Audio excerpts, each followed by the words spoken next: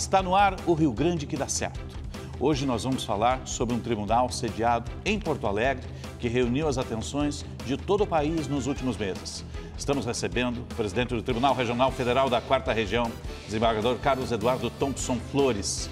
Obrigado pela presença no nosso Rio Grande que dá certo. É uma honra estar aqui com os senhores. Honra nossa. Participa desta bancada também, colega jornalista da Rádio Bandeirantes, comentarista também do Band Cidade, Milton Cardoso. Obrigado por retornar mais uma vez. Muito obrigado. Prazer estar aqui. Prazer todo nosso.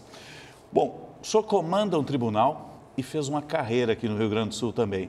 E é de uma família de magistrados, né? Trisavô, bisavô. O senhor sempre sonhou em seguir a carreira da magistratura? Eu lhe confesso que quando eu fiz o curso de Direito, a minha ideia era seguir a carreira diplomática. Diplomática? A diplomática. A minha família tem vários diplomatas e, na época, meu avô estava em Brasília. Meu avô também era juiz.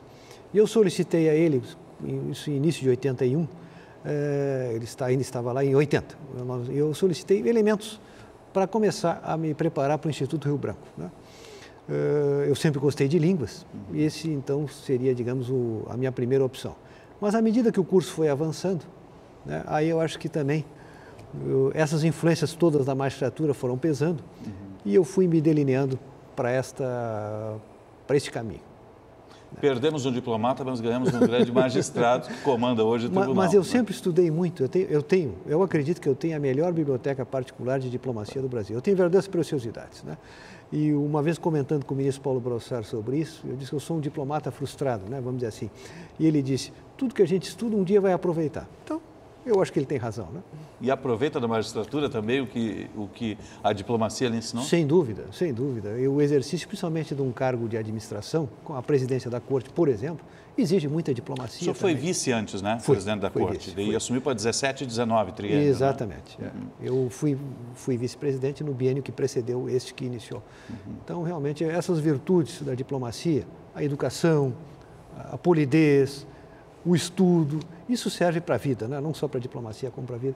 E nós notamos hoje como é importante isso no trato dos agentes públicos, né? Às vezes, o que se percebe é que as pessoas, até na forma de debater, inclusive no Poder Judiciário, não usam aquela polidez, aquele trato que seria o exigível dessas autoridades. A justiça brasileira será diferente, já ou é diferente depois da Operação Lava Jato, magistrado?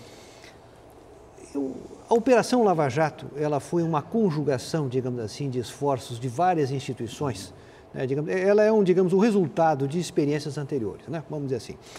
Houve ali um casamento perfeito do Ministério Público, Polícia Federal, Receita Federal, Tribunais de Contas e muito se deve ao grande juiz Sérgio Moro, né? Então, digamos assim, essas experiências ocorreram. Mas volta e meia, por exemplo, há uma crítica. Não, anteriormente não havia combate à corrupção no Brasil. Isso não é verdade.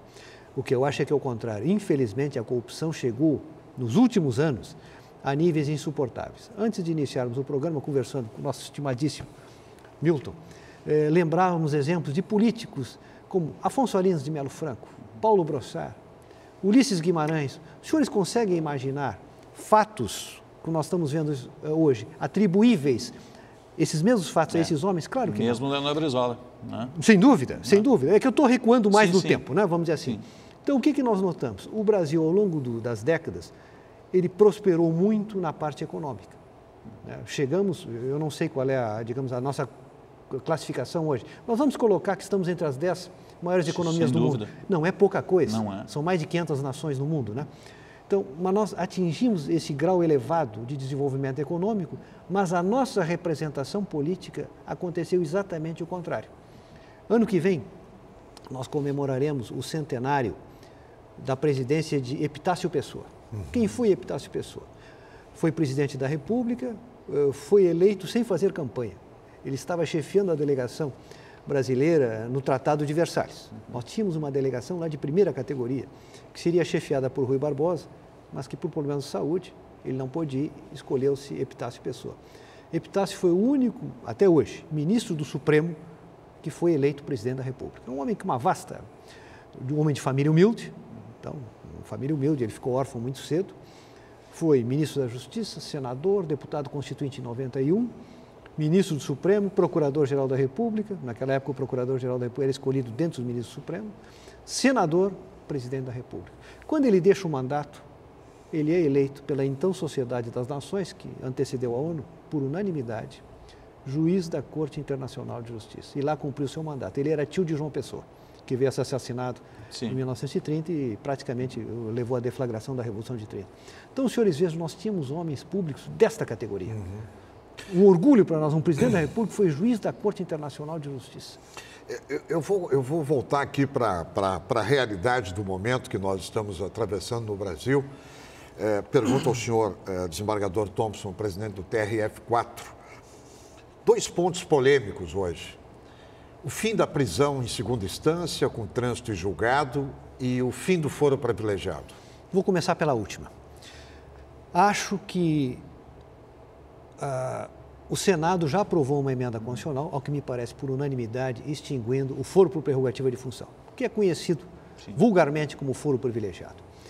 A matéria está em exame na Câmara, né? Parece que o atual presidente da Câmara quer retomar a discussão. Acho que a atual legislatura, principalmente no caso a Câmara dos Deputados, se aprovasse essa emenda até o final do ano, quando ela termina os seus trabalhos, né? A partir de janeiro teremos uma nova legislatura, prestaria um grande serviço ao Brasil e a ela mesma. Porque foi uma legislatura em que houve muitas acusações, etc. Digamos assim, ela não está terminando bem. Eu acho que isso seria uma boa resposta ao país. E mais, estaria dentro daquilo que existe nas maiores democracias do mundo. Nos Estados Unidos, todas as autoridades, e eu incluo os magistrados, onde são eleitos, né? Na Justiça Estadual. Nas estaduais, a nas Justiça comarcas. Federal, eles são nomeados pelo presidente da República com uma aprovação, uma séria sabatina no Senado. Não é assim, algo assim homologatório, não. Basta ver que o Trump que o diga agora, né? Fez uma indicação e passou por... Exatamente. O presidente Trump, no início do mandato, fez uma indicação à Suprema Corte, levou mais de 40 dias lá. Né? Aqui, às vezes, quer se resolver uma indicação em uma tarde. Né? Mas, então, o presidente Nixon e seus assessores, Nixon foi perdoado por Ford, mas já estava se iniciando, o júri federal já estava iniciando uma investigação sobre ele, no caso Watergate. 20 de seus colaboradores, inclusive 3 ministros, inclusive o Attorney General, que lá é o ministro da Justiça, foram processados e condenados, cumpriram penas de mais de 2 anos em uma penitenciária federal. E o país não veio abaixo por causa disso. Na França, vamos pegar um fato bem recente. O presidente Chirac deixa o mandato, é processado em primeira instância. Foi condenado, não recorreu da decisão, só cumpre prisão domiciliar. Por quê? Porque é muito idoso e está com uma demência adiantada. O presidente Sarkozy, que deixou há pouco o seu mandato, está sendo investigado, teve 48 horas, a legislação processual penal francesa autoriza que o investigado fique à disposição da justiça, mal comparando uma coerção, né, uma condução coercitiva. Ficou à disposição da justiça, respondeu aos fatos e está sendo investigado em primeira instância. Nós tivemos um caso agora recentemente também do Bill Clinton. O Bill Clinton, no caso da Mônica, ele foi ao grande júri popular, qualquer cidadão americano, ao grande júri popular. E Clinton sofreu, inclusive, um processo de impeachment, né? Porque Nixon renunciou antes e o parlamento entendeu que estava prejudicado, né? Estavam começando a votar, no caso de Nixon, na Câmara dos Representantes, que é a Câmara dos Deputados, nossa, a admissibilidade do processo. Eles estavam votando as imputações a Nixon, né? Com a renúncia dele, se deu por prejudicado. Agora, o presidente Clinton, o ex-presidente, ele não renunciou. Então, ele foi admitida a acusação. Lá, quando é admitido, não se afasta o presidente da República, como aqui se afasta. Aqui, a autoridade é afastada por 180 dias, se não julgado, volta. Né? Lá não tem essa previsão, ele se manteve no cargo, foi ao Senado, mas ele foi absolvido. Mas a verdade é que o governo dele terminou naquele instante. Né? A tal ponto... Depois ele cumpriu tabela até o final, só. Sim, mas veja sem bem, representatividade. Estava desmoralizado já, né? Então, para o senhor ter uma ideia como é importante isso. Nixon foi um grande advogado antes de ser presidente. E ele mesmo, quando renunciou, ele solicitou o seu descredenciamento da American Bar Association, que é a ordem dos advogados lá, porque ele sabia que jamais poderia voltar a advogar. Clinton não tomou essa medida. Quando ele deixou o mandato, ele solicitou o seu credenciamento na Suprema Corte americana, e ele nomeou 4. A Suprema Corte, por unanimidade, disse não, porque o senhor mentiu no caso Mônica Lewinsky. Então, vejam É uma outra cultura. É uma outra cultura. Uma outra cultura. A gente tem que aprender muito com isso, né? O valor da mentira na política. Nixon caiu não porque cometeu... Porque mentiu. Ele caiu porque mentiu e por obstrução de justiça. Que é o que está se investigando agora no caso do Trump também, né? Com os russos e com a eleição, no processo todo. Então, a mentira pesa muito na nação americana. Muito. Nos Estados Unidos, quando uma autoridade é convocada a um comitê do parlamento, né, do Congresso, equivale a uma comissão parlamentar de inquérito, ele pode invocar a quinta emenda e não depor, aceitando as consequências que isso traz. Mas se ele, aquela quinta emenda que lhe dá a garantia de não autoincriminação, mas se ele resolver falar, ele não pode mentir. 3 ministros do presidente Nixon, no caso Watergate, foram processados e condenados porque mentiram nesse comitê. Então, os senhores vejam, e cumpriram penas de mais de 24 meses, 2 anos. Peso. É um peso. E nunca mais puderam exercer as suas atividades como advogados, administradores e conselheiros. Nós estamos conversando com o presidente do Tribunal Regional Federal da 4ª Região. Este é o Rio Grande que dá certo. Nós já voltamos. Fique conosco.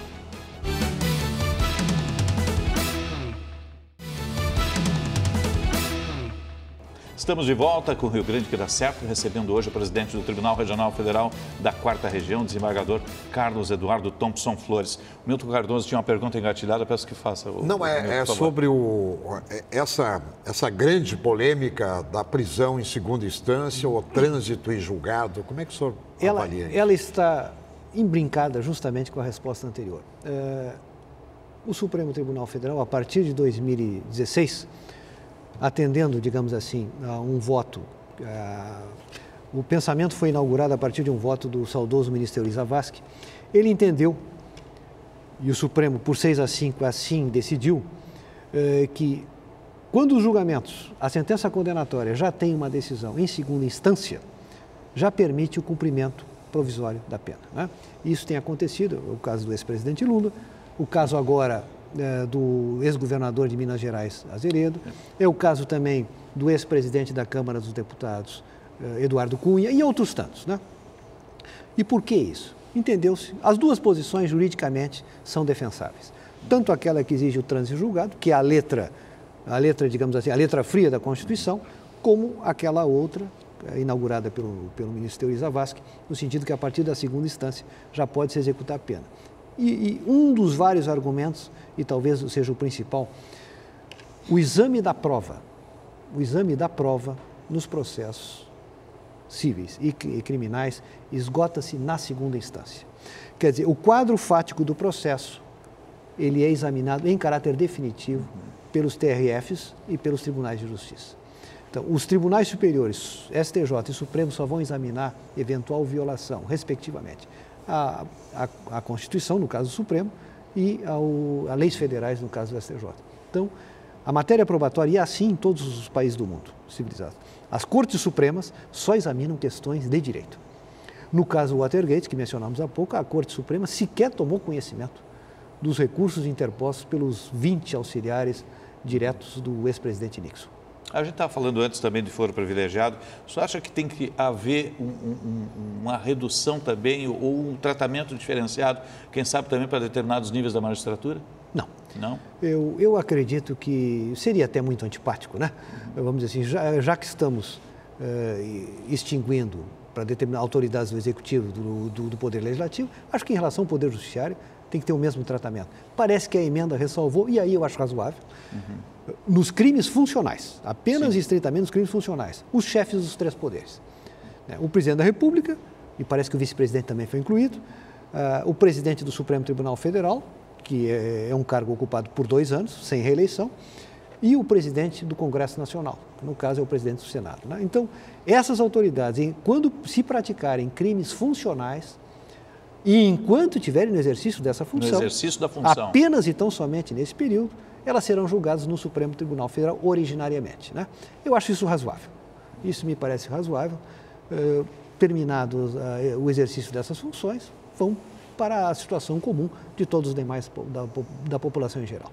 Acho que os magistrados também, na mesma circunstância, serão julgados em primeira instância também. O Brasil tem uma máxima de que muitas vezes cria leis que não são cumpridas.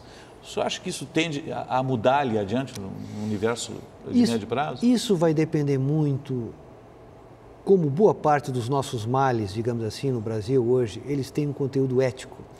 E infelizmente, a raiz é a educação.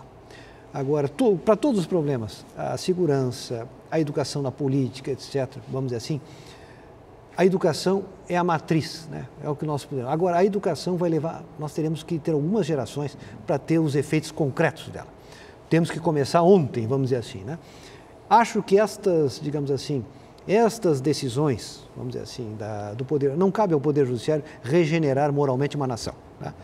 Coitado do juiz que imaginasse que tivesse a pretensão dessa missão, né? Isso não cabe ao juiz. Agora, claro, em razão de sua atuação, as decisões que os tribunais adotarem, elas vão sinalizar um caminho, digamos assim, para todos os cidadãos, inclusive os agentes políticos, né? Hoje o Tribunal Regional Federal da 4ª Região é tido como modelo para o Brasil.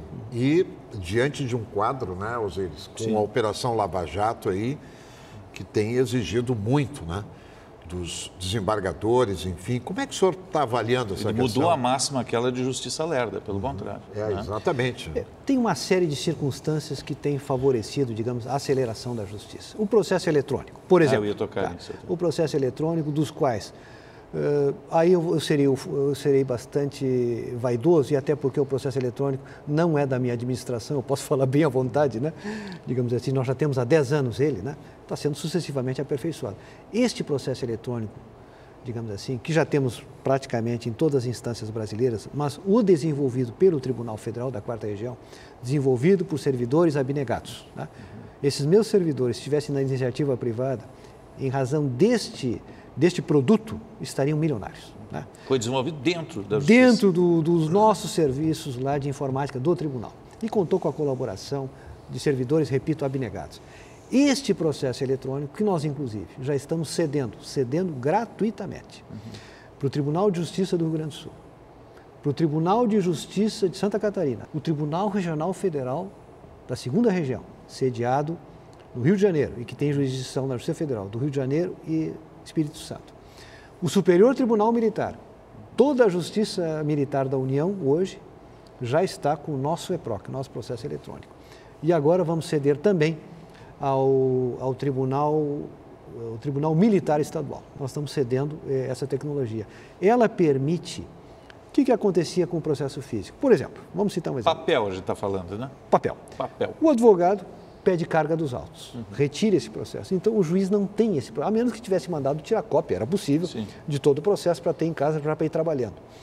Ministério Público, idem, etc. Hoje, com esse processo eletrônico, o senhor pode trabalhar de madrugada, o juiz pode proferir decisões de madrugada, pode trabalhar em qualquer momento, em férias, etc., tendo acesso, o advogado também.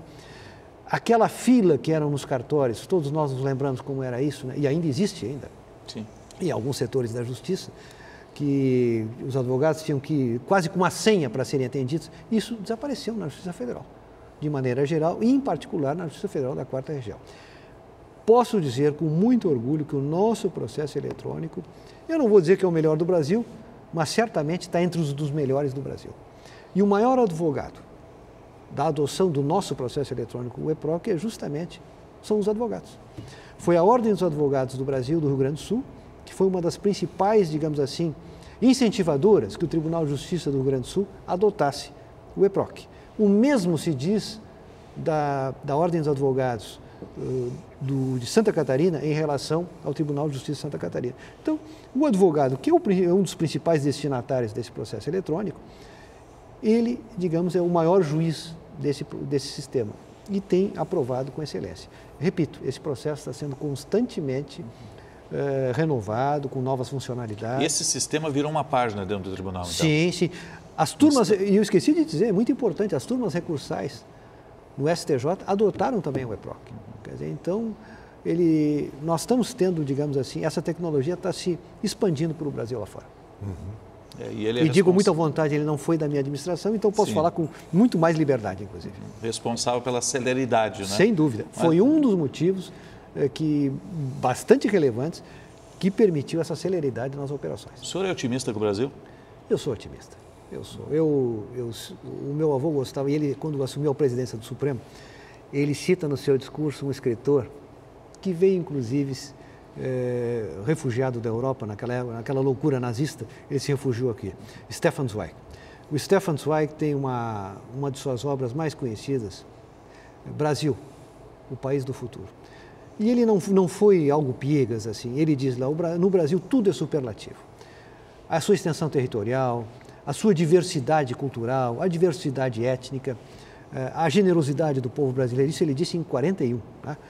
E eu acredito fielmente disso. Eu acho que o Brasil, veja bem, nós não chegamos, esse país que nos foi legado pelos nossos antepassados, todos os nossos antepassados, todos eles, quando vieram para cá, se a situação deles estivesse boa, teriam ficado onde estavam. É verdade, por isso todos vieram para cá em situação difícil, construíram sua família, educaram seus descendentes e nos legaram esse país maravilhoso que aqui, que hoje está entre as 10 maiores economias do mundo.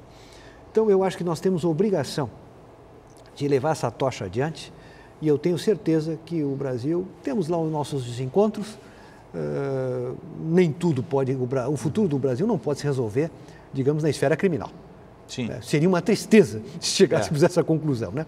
Mas, digamos assim, eu tenho certeza, temos agora uma eleição que talvez seja um dos maiores desafios que nós temos nos próximos meses. Dentro de 5 meses, praticamente, estaremos elegendo não só um novo presidente, como um novo Congresso, governadores e parlamentos estaduais, né? Eu comentava com o Milton um pouquinho antes do programa, há uma série de programas hoje na internet que estão, digamos assim, fornecendo a todos os cidadãos, e aqui em especial aos eleitores, isso inclusive tem aplicativos no próprio celular, nos celulares, todo brasileiro tem seu celular hoje, digamos assim, eu não vou usar a expressão ficha corrida, mas vamos dizer, informações sobre os candidatos. Se os eleitores e as checagem do candidato. Se os eleitores e as eleitoras do Brasil tiverem o cuidado, né? Por exemplo, tem uma simpatia por aquela candidata ou por aquele candidato, para qualquer cargo que seja. Se tiverem o cuidado de fazer esta conferência e verificar, olha, esse candidato não tem processo contra ele, etc. Verifique a coerência. Política tem que ter coerência, quer dizer, não adianta um discurso que não se traduz em realizações, né? Comentávamos antes o valor da mentira nos Estados Unidos. Lá um presidente perdeu o mandato e o outro quase perdeu porque mentiu ao país, né? Então, se nós tivermos essas cautelas, nós faremos, digamos assim, daremos um salto enorme para o país para o ano que vem. É essa a esperança que eu tenho. Não será por falta de informação.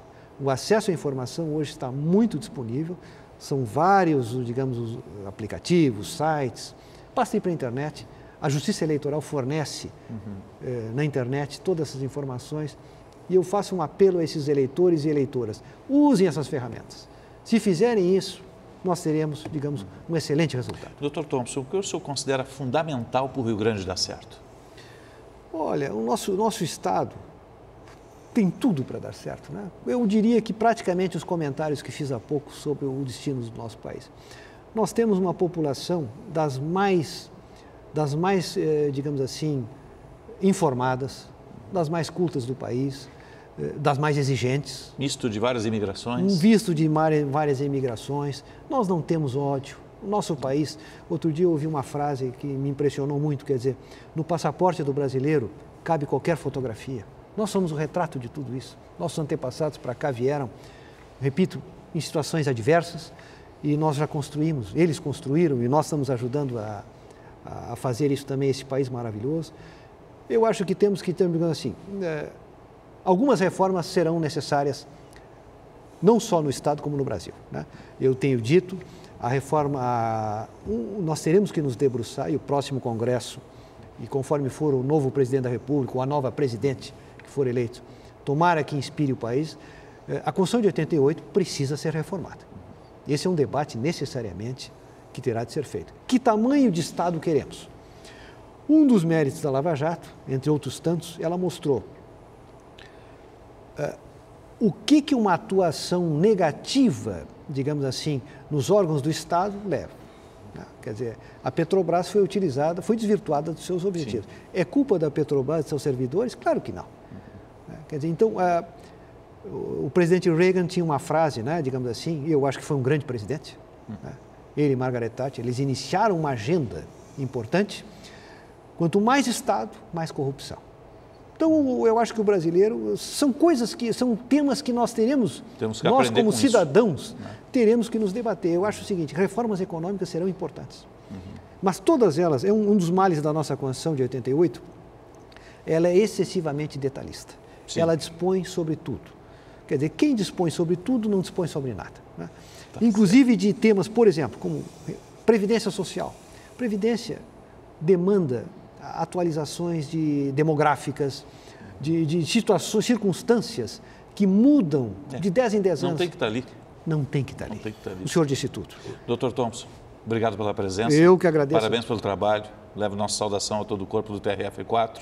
Também faz parte do nosso Rio Grande que dá certo. É um privilégio ter podido participar do seu programa e parabéns pela atuação dos senhores. Obrigado, Milton Cardoso. Vai retornar outras vezes também. Eu é que tenho o privilégio de estar ao lado aqui do Osíris Marins, grande jornalista, e do desembargador Thompson Flores. O Rio Grande que dá certo vai ficando por aqui. Obrigado pelo carinho da sua audiência e até o nosso próximo encontro.